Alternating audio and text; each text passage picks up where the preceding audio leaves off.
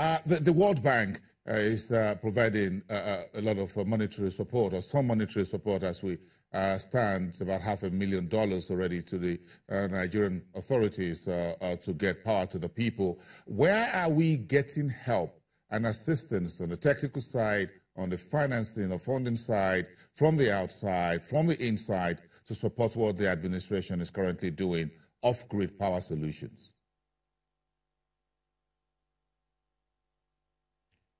Thank you. The Power Sector Recovery Program, which is being supported by the World Bank, also has some monies allocated to off-grid electrification, about $350 million to support the off-grid electrification aspect of the Power Sector Recovery Program. The decisions should be made very shortly here with the World Bank next month, probably in the spring meetings, as to the implementation arrangements for the disbursing of these monies to help scale these mini-grids. It is what I was referring to previously as the 100,000 locations that have been audited by the Rural Electrification Agency. It's in collaboration with the World Bank. So the idea is to get enough data about these locations and have a database where private investors can log into it and have access to this data and do even more research by themselves and propose solutions, technical and commercial solutions to these locations. And the World Bank will support, same as federal government of Nigeria, to ensure scalability of these mini-grids. Quickly, I wanted to talk about the waste to energy Mr. Jibril spoke about. I think the crux of the matter with that one is eventually the tariff. The tariff we're paying today is already, people are already having some pushbacks on it. And using waste to energy would even increase the tariff. That's the reason why we tend to use hydro and gas and more accessible sources that we have locally. Jibril, what do you consider as the right tariff, and when do you think this administration should do it? Well, the time they should have done it was yesterday. It's not today, and tomorrow is too late. And here's the reason why. If you look at the whole energy value chain, I think the point a lot of people always means is the fact that the tariff of the final consumer pay for everything across the value chain, from the distribution companies, the transmission companies, to the generation company, and to the gas supplier. The tariff, and once that tariff is wrong, the discos don't generate enough revenue, don't pay NBET enough. NBET doesn't pay the GENCOs enough, and the GENCOs are not able to meet their cost of gas. So, if you look at what the current tariff system is, based on what the system we are operating on, the multi-year tariff order, that was the latest one was in 2015, I think, and the assumptions of that tariff that were put in that MITO to arrive at the current tariff, you see that those assumptions are basically off target, from exchange rate to the generation level that we are expected to be right now, and even to the interest rate and other factors as well. All that are off. If we have to adjust all that and come to a cost-reflective tariff, we'll probably be looking at 100% of the current tariff.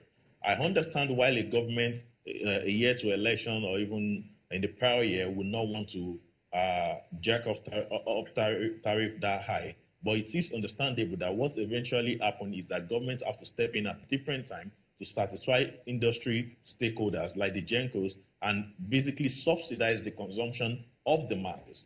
And why I think this is very disheartening to the industry is in the sense that while government is focusing on subsidizing consumption of electricity, all these funds could otherwise, if the tariff are appropriate, all these funds could actually be used in developing the systems. For instance, the transmission network that still remains with the in terms of mapping out our gas pipeline network to deliver gas to power plants that are not receiving enough gas. So all that should be the focus. Jibril, May I respectfully cut in there? We need to take Mokhtar's views in Abuja before we wrap up. We have just about 2 minutes left here. I'm sure you've listened now to Jubril's, Mokhtar, you've listened to Jubril's views on. So when do you think the Buhari's administration will be comfortable enough to raise electricity tariff? By how much? And do you think off-grid solutions will be part of that thinking when that is eventually done? Thank you. So, like I said previously, we are currently on a path to cost reflectivity of the tariff. I'll give you a brief history of the tariff since the inception of the administration. In February 2016, the first thing the administration did in the power sector when it came in was to tackle this tariff issue head-on. You know, the tariffs were deemed non-cost reflective, which obviously creates shortfalls across the value chain. So we tackled the tariff issue head-on. And in February 2016, a tariff that was cost reflective was implemented by the regulator. But as Mr. Jubril said, he's correct. The assumptions that were made at those days did not hold true not too long after the implementation of the tariff due to macroeconomic issues that were beyond our control, as we know. So now the tariff obviously became defective once more. Now, the government cannot just double the tariff as he requested, because obviously Nigerians are going through all kinds of hardships right now. So we can't just double the tariff and expect people to pay. It will in fact reduce collection. The money collected will reduce because people will not pay. So there are things that have to be done before tariff is increased. Metering, improvement of the networks, allowing discos to take more power, transmission expansion, bringing in more generation. And when all that is done and a good customer enumeration is executed, indeed the tariff might even go down when we know how many customers we have and how many consumers and paying customers rather that we have. So again, the power sector recovery program deems to take the sector to cost reflectivity over the next few years.